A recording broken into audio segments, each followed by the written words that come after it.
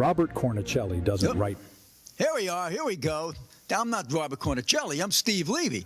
I'm the host of On the Right Side podcast, coming to you from the America First warehouse here in Ronkonkoma, New York on Long Island, every Wednesday, 2 o'clock live. And normally I would have in studio as my co-host David Zare from Real America Voice. David is entitled to a little shut-eye. He may be joining us a little later in the podcast here, but he was covering the mayor's race last night in New York City, and they did not get out of there until the wee hours of the morning. But what a day it was, what a night. Here in this studio, we had the folks from Studio 6B, which is a very popular nightly show of conservatives on Real America Voice. Big national audience. And they broadcast right out of this studio here at the America First warehouse, and they were going well, to midnight, talking about the results. I was there, got a chance to have some conversation on air with Marjorie Taylor Greene, our representative from down south, who took the trip up here. And it's understandable why anybody would want to take a trip up here to this warehouse. It's phenomenal. If you haven't ever been here, folks, if you're on Long Island, take a little time to plug out some scheduling to get here, because it's a museum for patriots. It's absolutely unbelievable. And I don't care how worldly you are, where you've been around the country or the world, when a Republican comes to this site, they are awed, they're wowed by what you see here. So thank you, Joe DeBox, the proprietor who makes it all possible. Okay, where do we start with last night, right? Hey, it was a big victory for Democrats, which should not be unexpected. It's what traditionally happens every off year. The president gets elected, and the party that's out of power in almost every case will push back the year after and 2 years after in the midterms. Happened with Ronald Reagan Steve Davidson in the 80s. Do we have David coming in? We had it with Bill Clinton, got clobbered in the midterms in his first term. We had it with Barack Obama, who gave huge majorities to the Republicans in his first term. And then Trump got slaughtered as well in 2018. An anomaly was back in 2022, when everybody thought there was going to be a big red wave, and that petered out a little bit, primarily, I think, because the Roe v. Wade reversal just a few months earlier, and that really motivated a lot of Democrats to get out. Now, don't get me wrong, the Republicans still took the House, which was a big deal, but it wasn't the big wave that everyone was anticipating. So last night, we saw a big victory for Democrats because they were inspired. They have a loathing of President Trump. Just like Republicans had a loathing of Joe Biden back in 2022. Remember, Afghanistan debacle just happened. He was spending trillions of dollars unnecessarily, and people rebelled. Well, you saw it last night. What was really shocking to me, though, was how big a victory the Democrats had in New Jersey. We expected this with over in the Virginia race. You had the shutdown. You had a lot of animosity that was building up from all of the federal workers in Northern Virginia. That's basically what Northern Virginia is. It's all federal workers there who vote Democratic because Democrats support their big government and their jobs and their pay raises. So we expected that. What was amazing, though, is that number 2 on the ticket, or 3, depending how you want to call it, the Attorney General candidate, Jones, the same fellow who said in a text he wanted to see his opponent's children die in their mother's arms, got elected comfortably over the Republican incumbent. Scary, scary stuff. Perhaps the only thing more scary than that last night was the election, not unexpected, of Zoran Mamdani in New York State, in New York City, as the mayor. And don't know if you saw his speech. It was not very grateful. It was not very, I shouldn't say it wasn't grateful. It was not very unifying. It was quite divisive, taking swipes at President Trump and his voters and his opposition. You have to contrast that to Mikey Sherrill and Bamberger down in Virginia, who were more conciliatory, reaching out to the people who didn't vote for him. But this is a prelude, really, as to how Zoran Mamdani it's tough to say, is going to be governing. It was a really hostile speech. It was a great deal of hostility expressed toward people who've succeeded. If you're a business owner, you're somehow an exploiter, and we're giving rights to all the workers to fight back against these exploitive bosses. And it was so arrogant against people who saved up a few bucks and bought a small building in Queens or Brooklyn and rent it out. You're a dirty, stinking landlord. You can see the class warfare at play already. And why should that be surprising? Who does Zoran quote right out of the gate? Eugene Debs, the traditional repeat socialist Marxist communist who would run every year for president just so that the communists could have someone to vote for. This is the guy that the new mayor of New York is emulating. The mayor of New York, the capital of capitalism.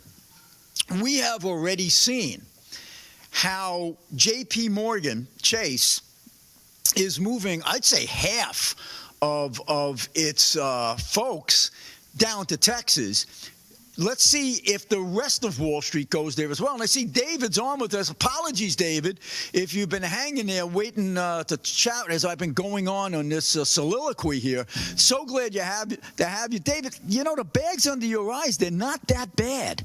I thought they'd be far worse. I don't know what time you hit the sack, but it had to be in the wee hours of the morning. Welcome back, Real America Voice, David Zaire.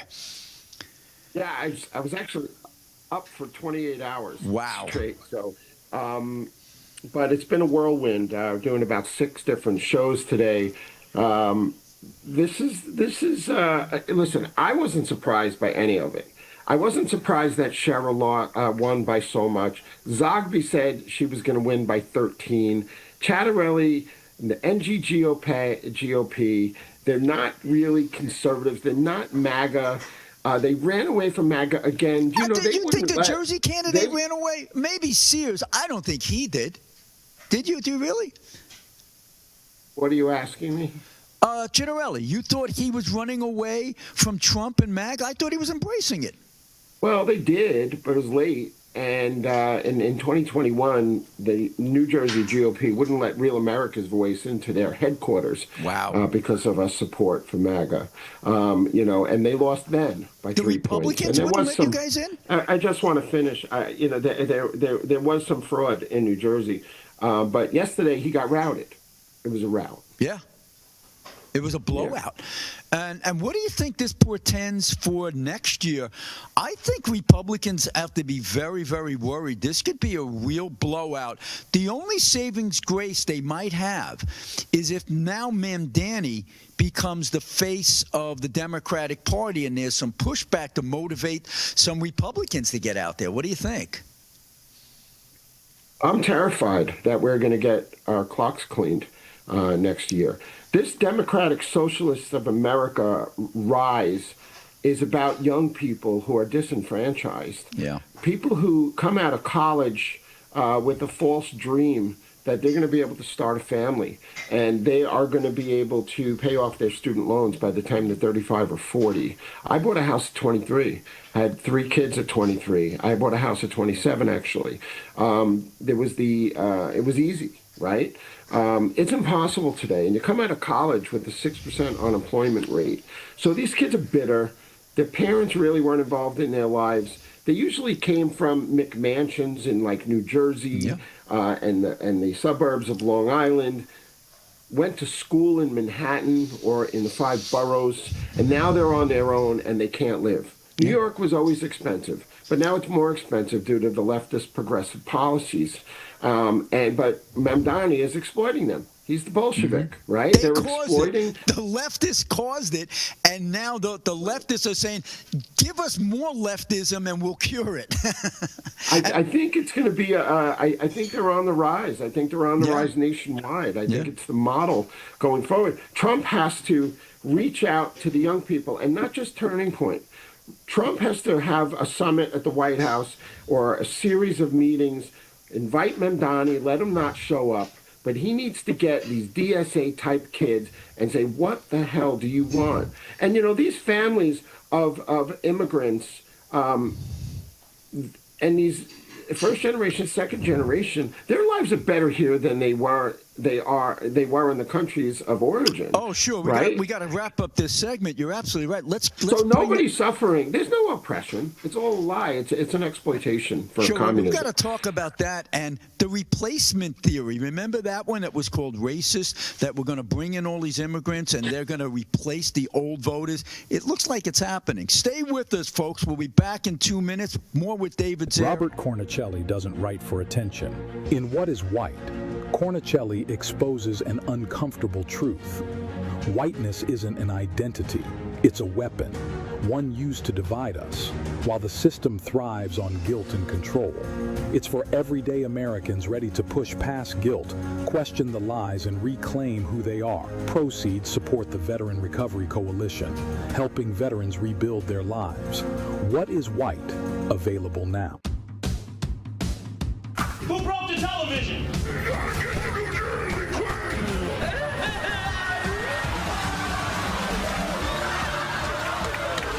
Can we laugh at that? Sounds a little mean. As of this month, public gay sex will now be mandatory. Cards. Am I the only one that sees lips move? Cheekbones, baby. I'm sorry, maybe I overreacted.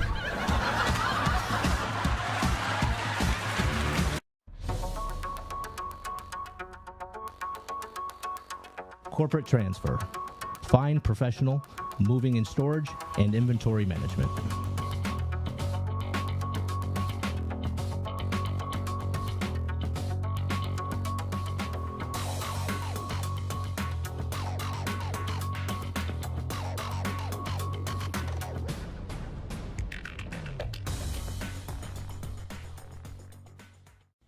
Hey, fellow patriots, it's Cindy Gross here, host of Right for America, from your favorite place, the America First Warehouse.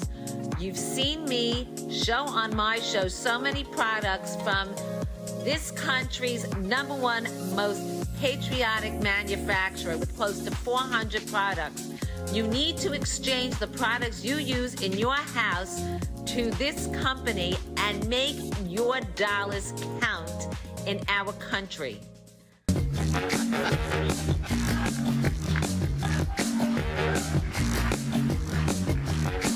right, live from Studio 6B on a Friday night, live at the America First Warehouse. Live at the America First Warehouse on a Friday, Real America's Voice, all across the country, 103.9 LI News Radio, all across your radio, Suffolk County, Long Island. Glad you're in.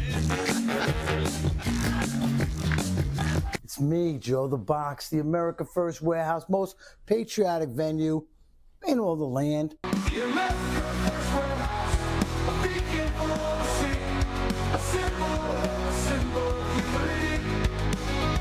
For the patriots of America, we stand tall and free. In the America First Warehouse, where our hearts will always be.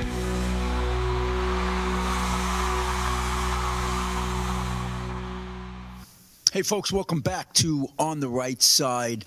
podcast here from Long Island, New York. I'm Steve Levy. I'm the former county executive here in Suffolk County, New York. Also a former New York State Assembly member, contributor to Newsmax, and many other hats as well, including the executive director of the fiscally conservative think tank, the Center for Cost-Effective Government. Joined with my usual partner in crime here, David Zare, not in studio today, but was covering for Real America's Voice what was happening in the mayoral race in New York City. He's with us remote. And David, we were talking about the changing demographics in New York City. This is one that blows my mind. In Queens, New York, one of our biggest of the 5 boroughs, 48% of the residents were not born in America. It tells you, and that's not an editorial comment, it's just a fact. It just tells you how things have been shifting. A lot of those more moderate voters from New York City in previous years, they're out of here. Those are the people who left New York City and New York State to go to Carolina, to go to Tennessee, to go to Florida. We see Wall Street going to Texas now. Unbelievable. You know, when conservative pundits were talking about the Democrats' goal in massive illegal immigration, and we noted that it was for 2 purposes: to increase the number of people for the census count so that they don't lose congressional seats as they otherwise would, because so many citizens are leaving New York. But secondly, they want these immigrants to vote, whether they're legal or illegal. And it is truly remarkable, the Democratic shift. And these folks coming up between these people from these other countries and this new crop of higher educated, upper middle class whites voting socialist, it portends for a very scary future, not only in deep blue New York, David, but I think in the entire Democratic Party. I think it's now the Socialist Party. Your thoughts?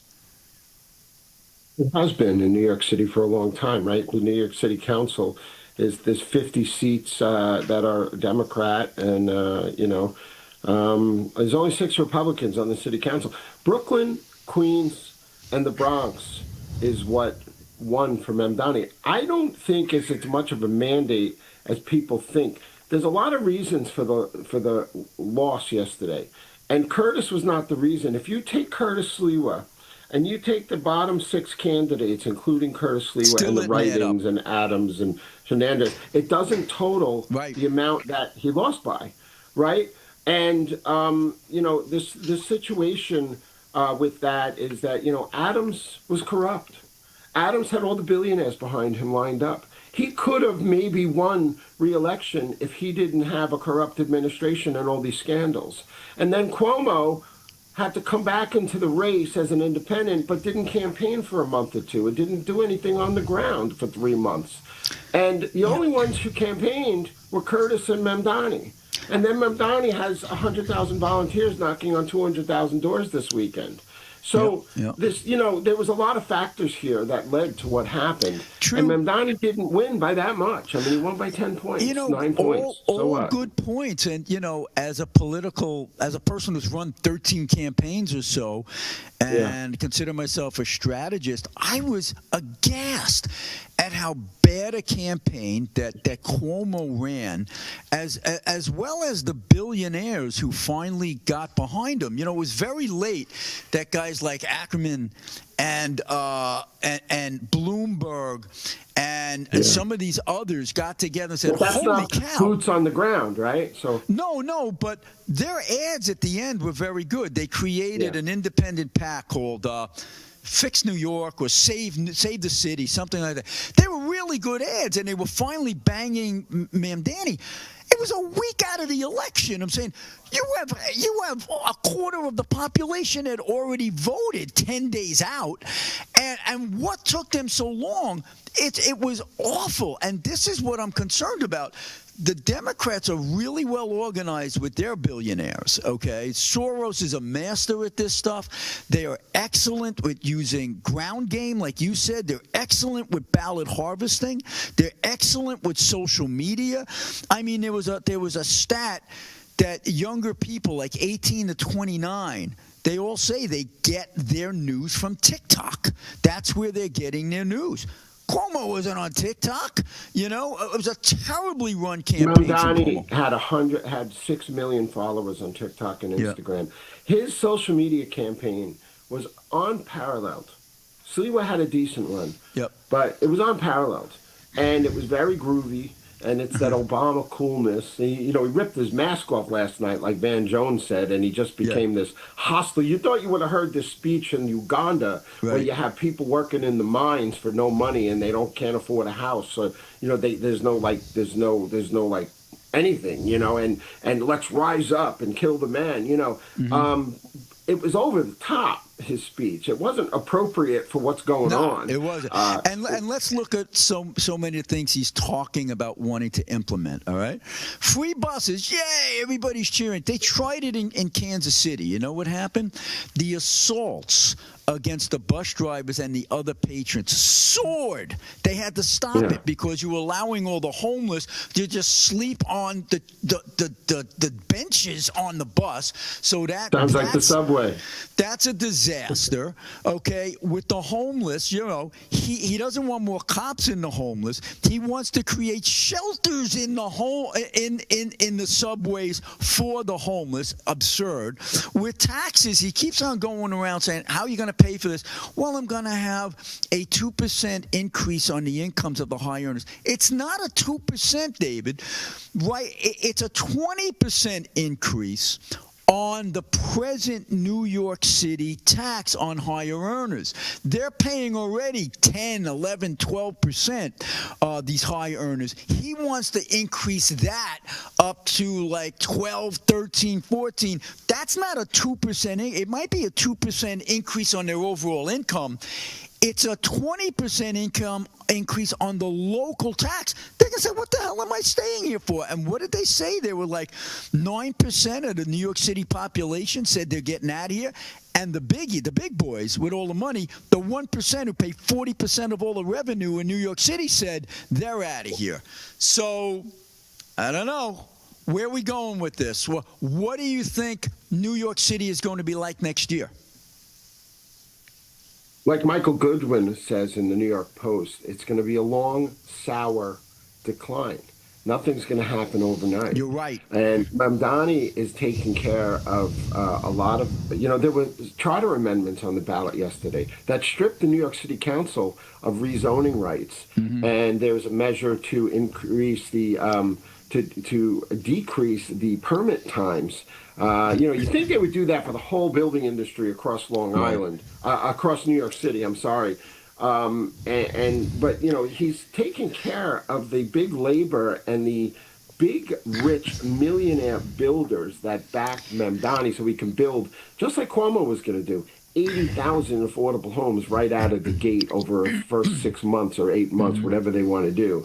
And, it's okay for them to be millionaires, right? But not Trump's type of millionaire. It can't be a Trump millionaire, but you could be a Mamdani millionaire, but you're not part of the problem, right?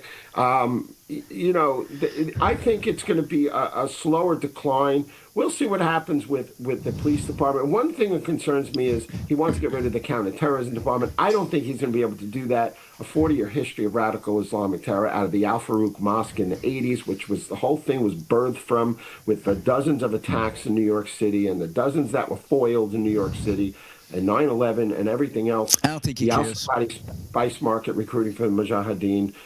We'll see how long Tish stays It's not going to around. happen overnight. Well, you're absolutely right in that. It's a very astute comment because there's so many Republicans out there licking their chops and, okay, he's in. New York City is going to be a hellhole in a couple of months because not so fast. It will happen, but it will take time.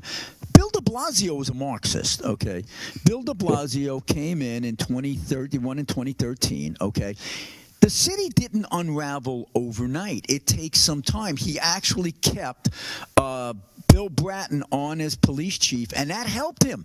That kept crime under control for the first part until of 2019. Yeah, well, right, and he was reelected, okay? But then Bratton leaves, and now he feels emboldened. I'm talking about de Blasio. And then it hit the fan. New York City became a hellhole with all the reforms and the bail and everything else, letting people out of jail. It took a while for de Blasio's horrible policies to kill the city. And just when you think we were getting out of it, where they were starting to control the homelessness a little bit, they were starting to bring crime down thanks to Tish, he's going to keep her on. I don't know how long she's going to be able to stomach him and stay, but he might have a little honeymoon there. And listen, if Trump gets national prices under control and inflation is ebbing, at least the increase, he may be the beneficiary of that here and there. Oh, look, I came in and I said I was going to do X, Y, and Z. And also, Hochul from the state has to agree to many of his crazy policies that may never happen. So you're absolutely right, David. It's not necessarily the case that, oh, everything's going to fall apart in a year. He might be the beneficiary of that. We'll have to see, but hopefully we can get the word out. This is dangerous stuff long term. We got about 50 seconds left. I'd like to talk about the prices and inflation and also crime in New York City. I got the latest stats here, and they're burying crime. And shootings and murders are down, but there are other disturbing trends, and it's bad. Let's talk about that. Increase in rates. And let's also talk about really, really big Supreme Court hearing going on right now on tariffs. Major ramifications for our economy and executive power. And I want people to hang on with us for a 3-minute break here. You're watching On the Right Side podcast with Steve Levy and David Zaire, and we'll be back in 3 minutes. Sure thing. Most people think they have options when searching for the best deals when they travel. But here's the shocking truth. 100% of the major travel agencies are owned by just 2 entities, Expedia and Booking Holdings. They claim to offer the lowest rates, but due to the hotel rate parity agreement, they all have the same pricing, limiting genuine competition. When you book through these sites, you act as your own travel agent. But the profits are going to organizations that don't support our patriot values. We cannot allow that to continue. So, we decided to make travel great again by starting a US-based travel membership platform, mypatriottravel.com. We are patriots helping patriots. Together, we can disrupt the travel industry by not spending our hard-earned dollars supporting the radical left. For just $29.99 per month, you gain access to true wholesale rates on travel, saving you on average 35% and up to 65%. Book as often as you like, with no limits. Keep your hard-earned dollars in your pocket and spend them on things you need and want to support. Go to mypatriottravel.com/TAFW and grab your membership today. mypatriottravel.com/TAFW, making travel great again. Hey, fellow patriots, it's Cindy Gross here, host of Right for America, from your favorite place, the America First Warehouse. You've seen me show on my show so many products from this country's #1 most patriotic manufacturer with close to 400 products. You need to exchange the products you use in your house to this company and make your dollars count in our country. All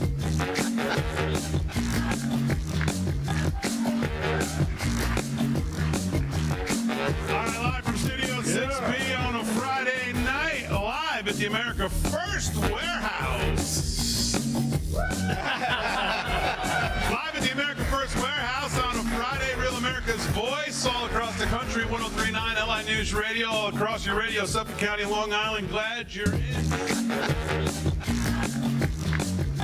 It's me, Joe the Box, the America First Warehouse, most patriotic venue in all the land. The America First Warehouse, a beacon for the sea, a symbol of unity.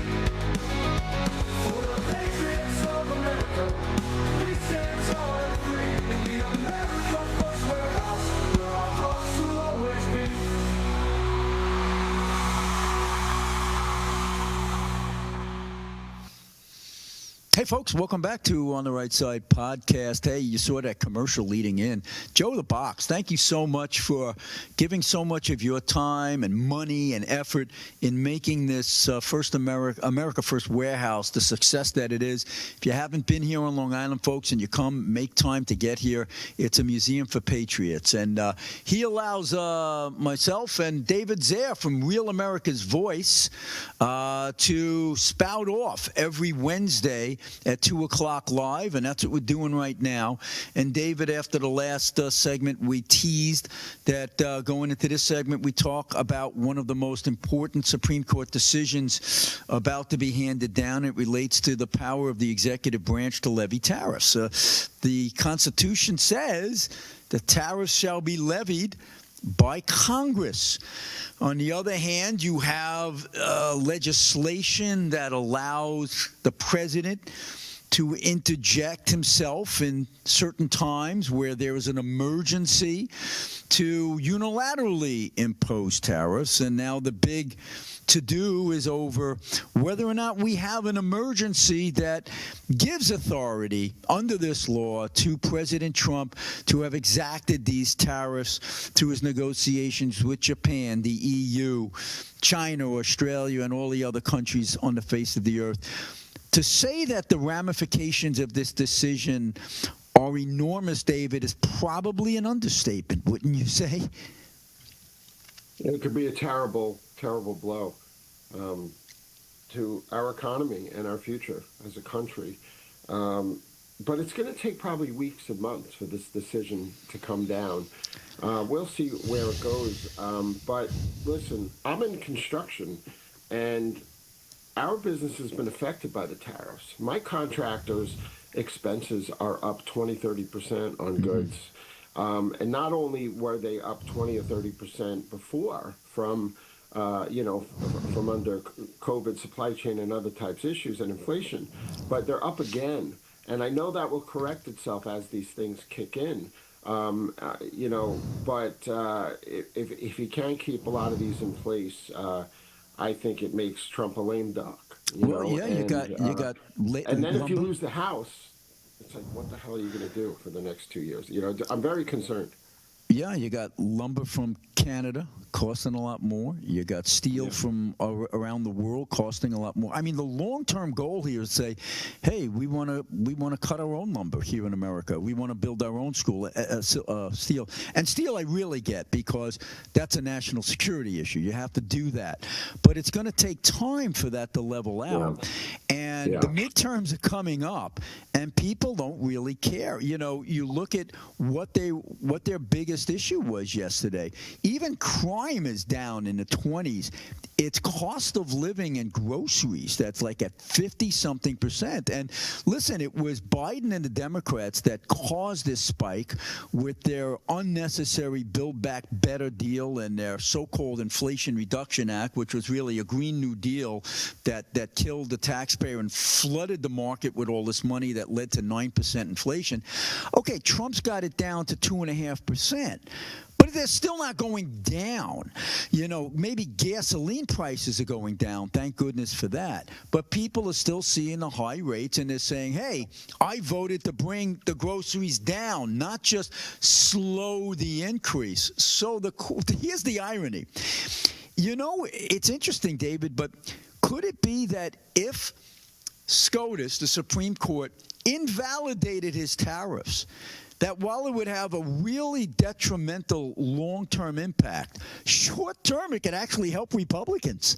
You'd see inflation go way down if now, these tariffs are off, and people would have more disposable income in their pockets. It might help short-term, even though long-term it would be a big blow to national manufacturing and trying to lower the deficit by using that tariff money to bring down the debt. Am I right or wrong? Well, that's another thing. That tariff money is critical to bringing down the debt and making the big, beautiful bill work going forward. I'm really concerned about prices out there. It's very hard. I spent 6 years on the road in 38 states, interviewing people who were suffering under Biden's 9% inflation rates. And, that was compounded, right? Everything gets compounded over years.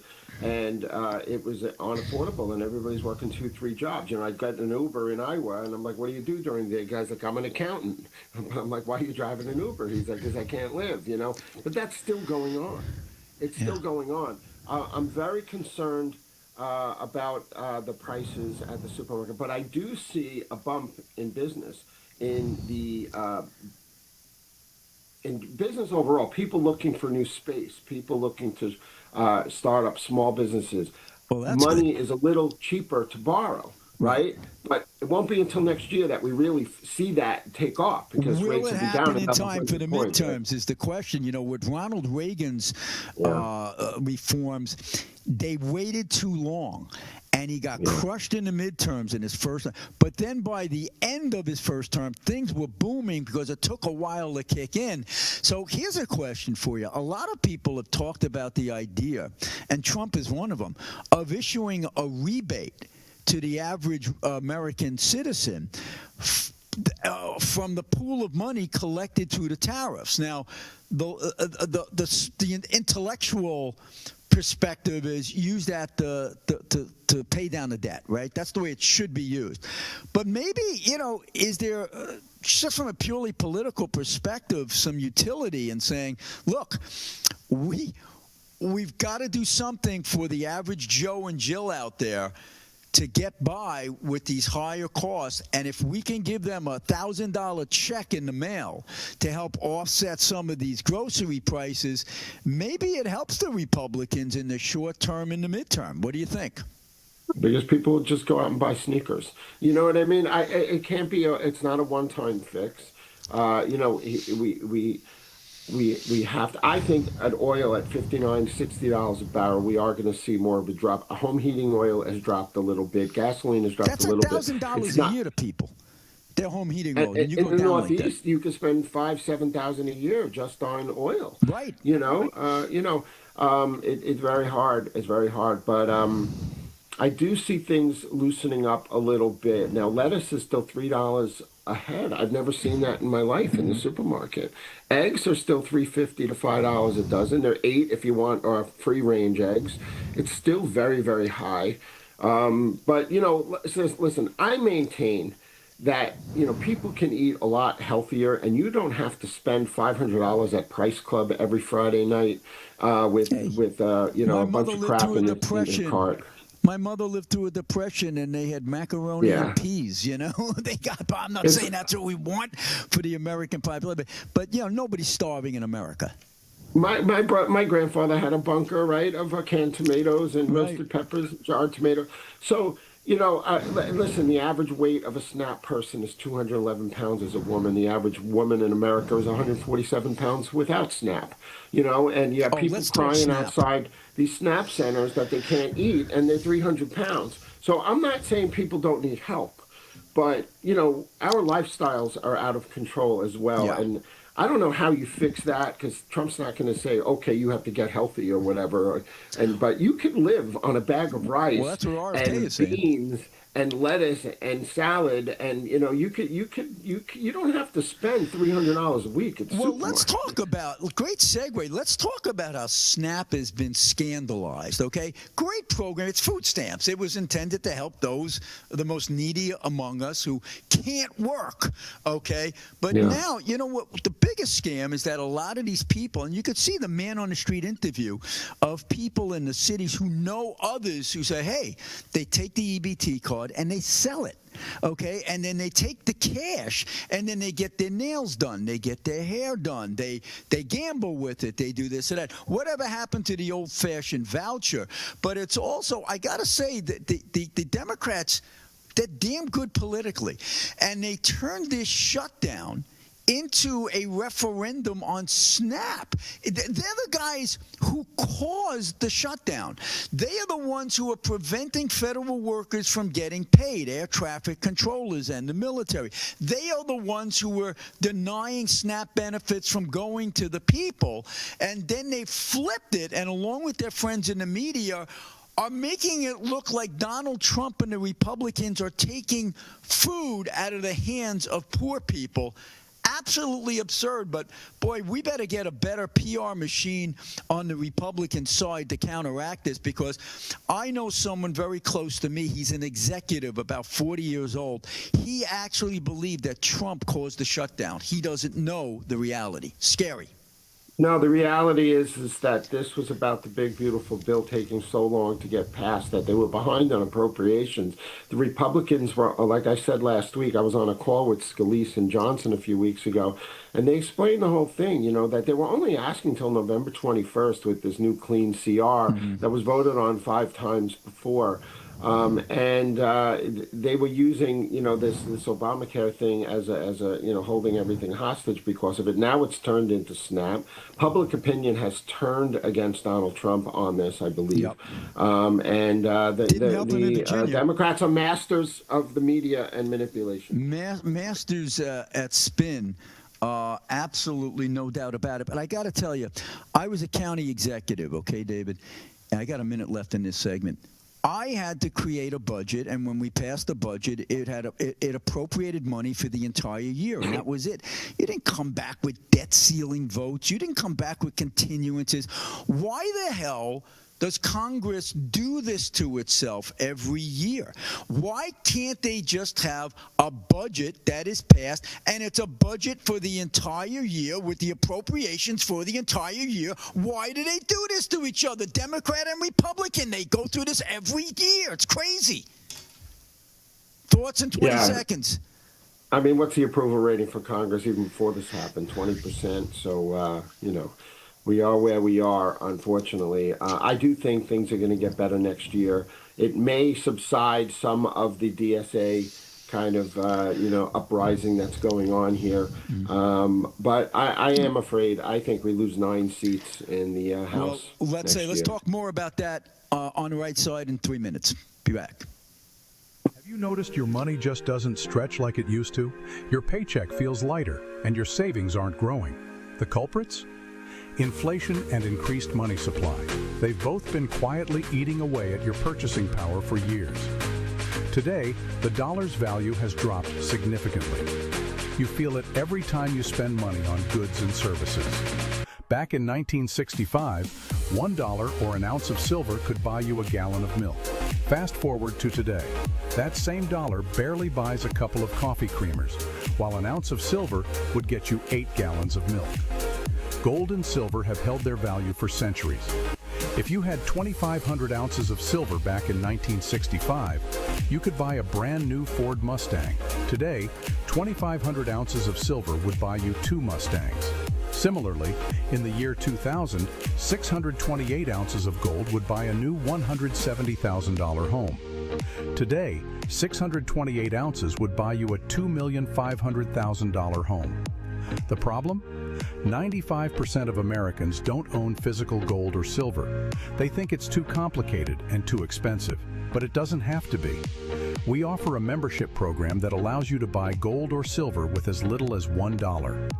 You can buy fractional amounts, safely vault them, or have them delivered to your doorstep. And you can liquidate them whenever you want at the highest buyback price in the industry. Ready to protect your wealth and keep your purchasing power? Scan the QR code or go to tafw.soundmoney.com to learn more.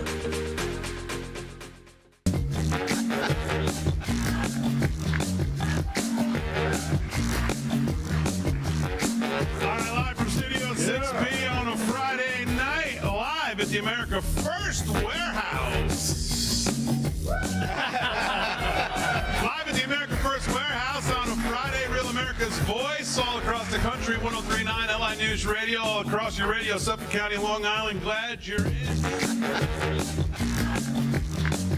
It's me, Joe the Box, and I'm John the Blanket with the America First Podcast. That's what I'm talking about. The Fred Rubino Podcast coming to you from the America First Warehouse. Welcome to Right for America. Issues that unite, don't ignite. I'm James Justice. We got Stephen Ruth over here. What are we doing, Steve? Fighting! Welcome to the Patriots Podcast. Good evening, everyone. We live stream every Tuesday night at 7:30 p.m. right here from the America First Warehouse, the most patriotic venue in all the land. Hey, everybody. Welcome back to the On the Right Side podcast here at the America First Warehouse in Long Island, New York. Welcome to Liberty's Cage, the podcast tearing down the walls of America's broken justice system. Welcome, ladies and gentlemen, Kevin Downey Jr. podcast. Be free, stay free. Welcome to Suffocating in Suburbia with me, your host, Stevie GB.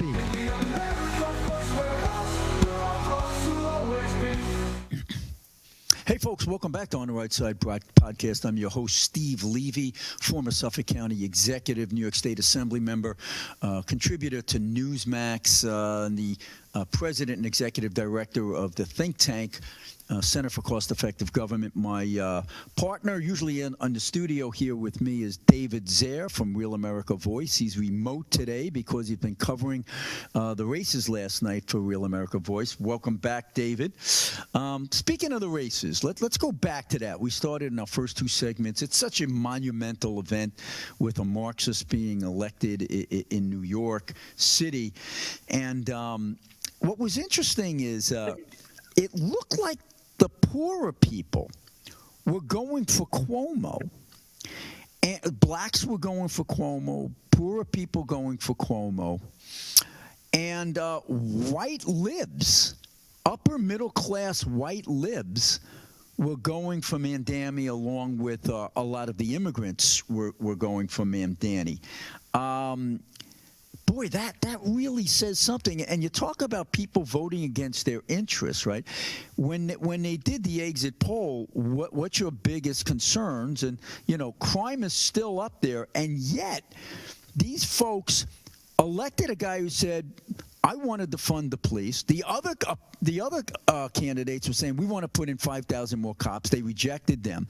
But also, that went under the radar, they reelected Alvin Bragg, maybe the worst district attorney in America, a guy who came into office 4 years ago saying we're just going to stop prosecuting all these misdemeanors, led to shoplifting going through the roof. What the heck is wrong with people that they vote against their self-interest like this? Well, D.A. Bragg wins by 75% every time, right? The Republicans don't mount any real opposition. Maud Maron used to be a Democrat. I was with her a few days before the election. I knew, she knew she wasn't going to win. They're resigned to it, the Republicans in New York. But I will say, I just wanted to add, before we get into New York City, there was a rejection of Omar Fatah in Minneapolis. Jacob Frey held on to power. Now, he's no better. But he's the woke creep who let the buildings burn down in Minneapolis and Black Lives Matter. He's awful, but not as bad as the other awful guy. Well, yeah, I mean, listen, also Katie Wilson may have been fended off in Seattle. Now, their mayor is also another one that is just like Jacob Frey. Yeah, she let chops take place in that area, right? But remember, Omar Fatah was overwhelmingly chosen over the incumbent mayor by the FDL, the Democratic, Farmers Democratic and Labor, whatever it's called, party in Minnesota, as the candidate over incumbent Frey, and Frey resisted it. But in New York, we've got a situation here where only 35% of the felonies get convictions, and D.A. Bragg, they're pleading down crimes, and they're not really getting reported the way they should be. So overall crime is down 15-20% in shootings and homicides, but major 7 category of crime is the 7 categories is only down 3%. And there's still 20-year highs for felony and misdemeanor assaults. It's 65,000 people to date in the streets in New York, felony, misdemeanor assault, and rape is still up 18% for the year. So, they have problems. And the reason I bring it up, Steve, is because my exit polling yesterday, I was down in the Village talking to people as they came out of the polls, and crime was always the number one issue. Mm-hmm. And even the Lower West Side, still, like it's always been, bad. drugs, human waste everywhere. And I filmed Penn Station last week. It smelled like feces. There were homeless everywhere. They would come up to you in the restaurants and just sit down with you while you're eating. And people were getting up and throwing out their food and leaving the restaurants. It's out of control. So I think it's only going to get worse under Mamdani, but maybe not for the next year. Maybe they're going to keep it that way until the governor's race, right? So they look better. I don't know. Blacks want more cops in the neighborhoods. Okay, blacks do. It's the upper, it's the West Side upper income liberals who feel the effect of crime less because they don't use the subways as much, because they have more guarded areas, that believe in this mumbo jumbo that comes out of the universities that, well, if we just deal with criminals as victims, will cure what ails them, right? And they're buying into this Mamdani crap, and the average minority in the city doesn't, which is the irony. But my big fear here is that with an Islamist like Mamdani, and not because he's Muslim, there are a lot of great Muslim leaders out there. This guy is a radical Islamist, okay? Are we going to become what London became when they had a new mayor come in, an immigrant mayor, who turned it upside down? From what I hear from people who've been visiting London, it's a totally different city. You can't find anybody who was born and grew up in London, just like in Queens, where total shift, right? They're all foreigners. It's a total disaster, but there they have Sharia law compliance, and we're not going to have that here. They have like neighborhoods where crimes committed and girls get raped. The police aren't allowed to investigate. I don't see that, but there are almost 1 million Muslims in New York City, and they're about 15% of the population, right? So it's something to pay attention to. Steve, I have to jump off. I have to go and do a Real America's Voice shows right now for the network. Thank you, David. Well, we appreciate you joining us. We'll see you next week then, David. Good luck with your show there. And by the way, folks, watch for David every Saturday morning with his show. It's really fantastic. So thanks, David. We'll see you next week. And Thank you so much. My pleasure, my friend. With the 5 minutes that we have left to go here, let's talk a little bit about what's going on with redistricting. In California, Gavin Newsom was successful in countering what happened in Texas, where they redistricted earlier than the 10-year census, which is going to give them several extra Republican seats. Good for Republicans. But it started a little war here where California did the same. You might recall that then Republican Governor Arnold Schwarzenegger, quite a long time ago, put in place a redistricting reform similar to what I did in Suffolk County as a Suffolk County executive. Leave it to independent retired judges or independent panels who are not present incumbents. So you take the politics out of the redrawing, or at least you try to mitigate it. And over there, they passed it. And what did Newsom do? He said, well, we want to undo that reform and go back to just sitting down and blatantly, in a very partisan manner, redrawing those lines. And they're going to pick up a great number of seats. So now the big question is, what will those other states out there do? If every state did this, it would actually benefit the Republicans. So you have some of these states like Ohio and Indiana and Florida who have done it or can do it. The question is, how many of them actually will? President Trump is pushing them vigorously to redraw their lines to counterbalance now what California did. So, listen, in a perfect world, we would have every state with independent redrawing commissions that I think should be redrawn using artificial intelligence with natural boundaries and trying to create the most balanced Democrat-Republican district you can, so you encourage moderation rather than extremism. Because right now, most Democratic Congress people fear getting knocked out from the left in a primary more than they do their their Republican opponent. And likewise, in the Republican districts, those Republicans fear a primary from the right more than their Democratic opposition, which is why you have such polarization around the nation. So if I had my druthers, we would have these independent commissions everywhere. But that's not going to happen anytime soon. So they better get off their duff, these Republican states, and do what they have to do, because you mark my words, if the Democrats take control of the House in the midterms, their first bill is going to be impeach Donald Trump. I don't know what the grounds are going to be, but they'll impeach him, and we're going to go through this rigmarole all over again. So it's really, really quite scary.